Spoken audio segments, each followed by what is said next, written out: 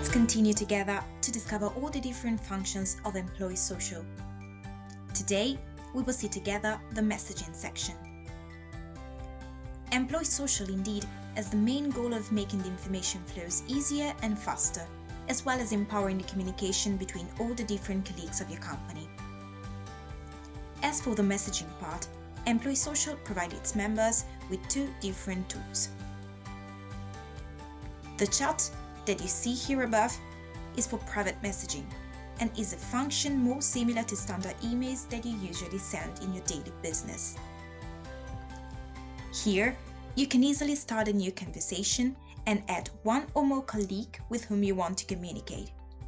And here on the left, you can always track all the different conversations. Here below on the right, you have the live chat. It is a real-time chat where you can interact with colleagues who are currently online and has the aim of sharing information in a more immediate way. For example, if you want to handle an urgent question as fast as possible. If you want to discover more, just stay tuned.